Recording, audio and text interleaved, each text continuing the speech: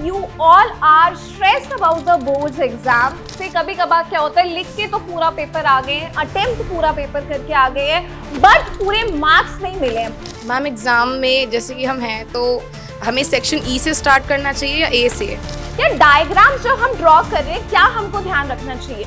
Hello everyone, I know you all are stressed about the boards exam. And you don't know क्योंकि अभी तक ना revision start हुई है, ना सिलेबस कंप्लीट हुआ है एंड नहीं पता है कैसे आंसर्स लिखने हैं बोर्ड्स में, कैसे 100% मार्क्स को अचीव करना है. So I am here, that is Asha Suryavanshi, your biology tutor, your biology educator is here to help you to write those answers in your board exams. कि कैसे बोर्ड्स में किसी भी क्वेश्चन को फ्रेम करना है, कैसे आंसर लिखना है. कि अगर आपने लेट्स से कभी कभार क्या होता है, लिख के तो पूरा पेपर आ गए हैं, अटेम्प्ट पूरा पेपर करके आ गए हैं, बट पूरे मार्क्स नहीं मिले हैं.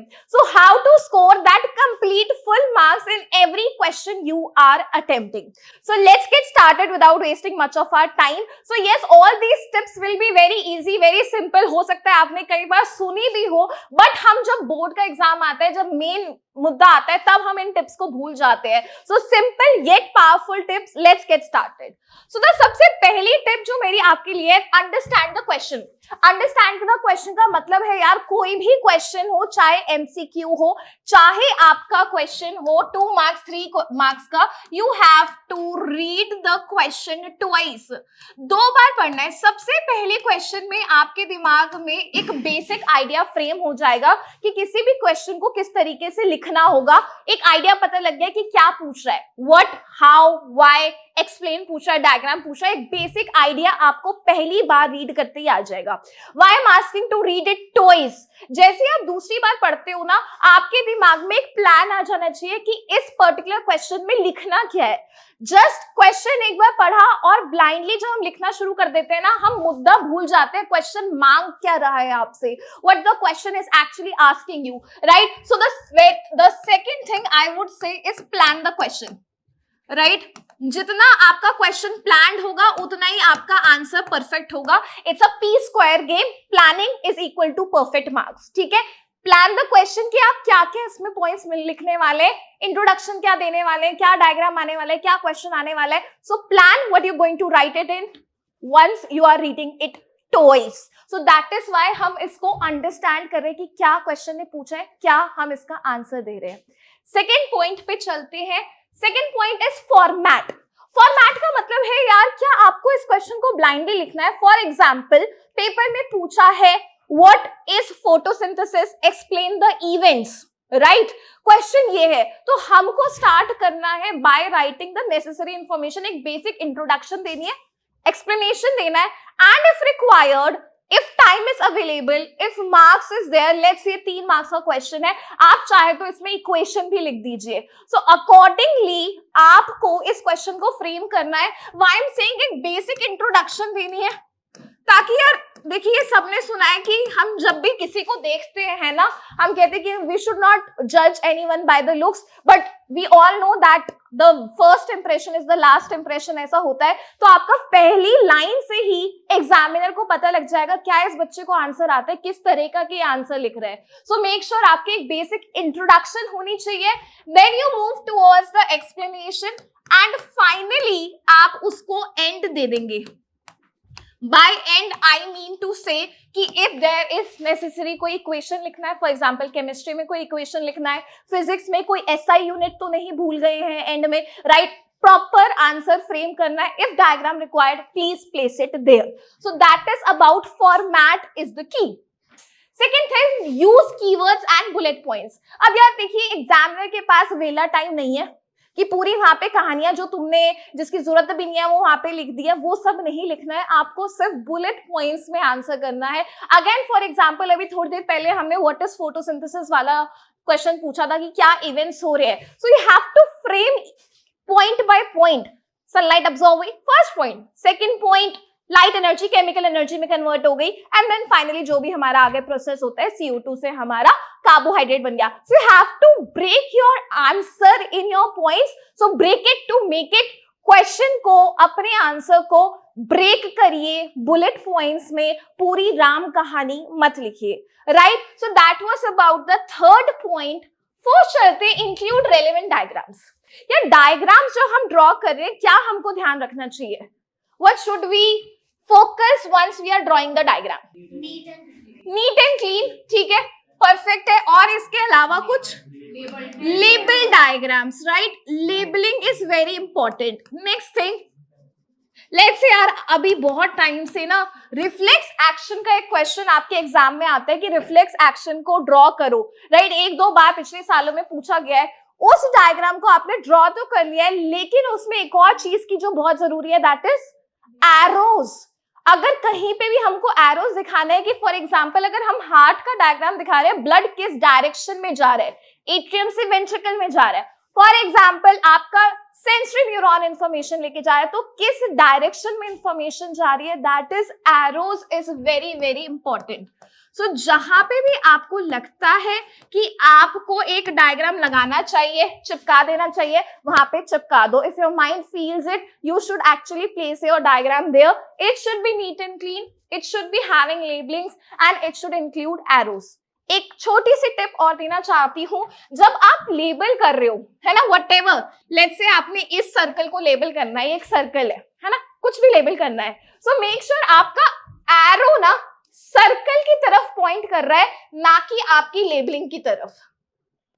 ऐसे लेबलिंग नहीं करते हैं, याद रखना हमेशा लेबलिंग को ना, जो भी आपका एरो पॉइंट कर रहा है वो उस पर्टिकुलर डायग्राम की तरफ पॉइंट करना चाहिए। ऑब्वियसली हाँ, तो मैंने बहुत बेसिक सा एग्जांपल दिया, ठीक है, इतना सही है। नेक्स्ट पॉइंट की तरफ चलते हैं, stick to the word limit. जैसे ही आप अपना पहला पन्ना खोलेंगे, जो आपके सामने आएगा उसमें सारे वर्ड्स लिखे होते हैं कि सेक्शन ए इतना वर्ड लिमिट होना है, सेक्शन बी इतना वर्ड लिमिट हो रहा है। अब ये बोर्ड एग्जाम में जाके अपने हर एक वर्ड, हर एक क्वेश्चन का वर्ड्स नहीं गिनने हैं, है ना, ये तो ऑब्वियस, इतना टाइम नहीं होगा कि हर एक वर्ड गिनने बैठो। इसको कैसे आइडिया लाएंगे, कैसे?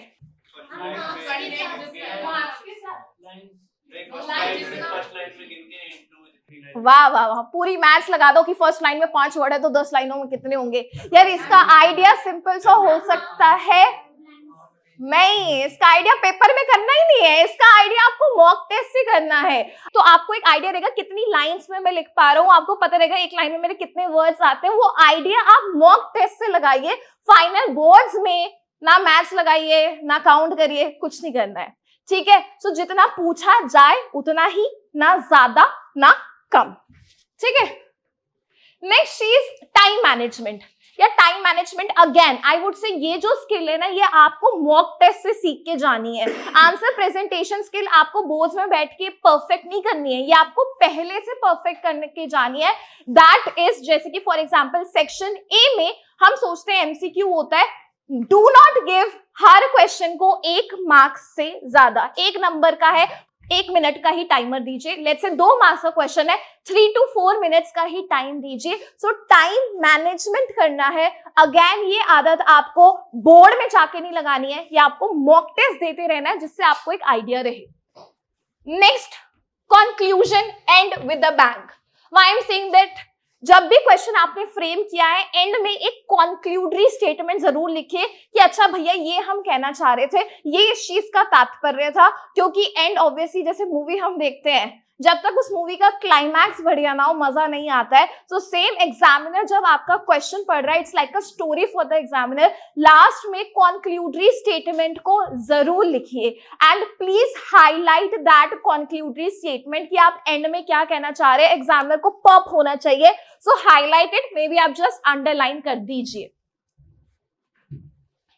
एंड ऑब्वियसली एक छोटी सी लास्ट की tip, revise before you submit the paper. कोई स्पेलिंग एरर तो नहीं है, कोई आपने क्वेश्चन मिस तो नहीं कर दिया, कोई लेबलिंग मिस तो नहीं कर दी, या मे बी कोई ग्रामेटिकल एरर तो नहीं हो गया।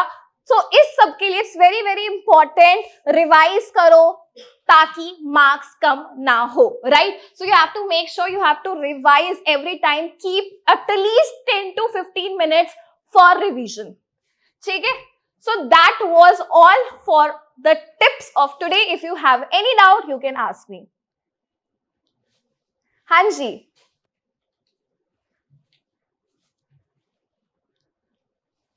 हाँ जी बच्चे,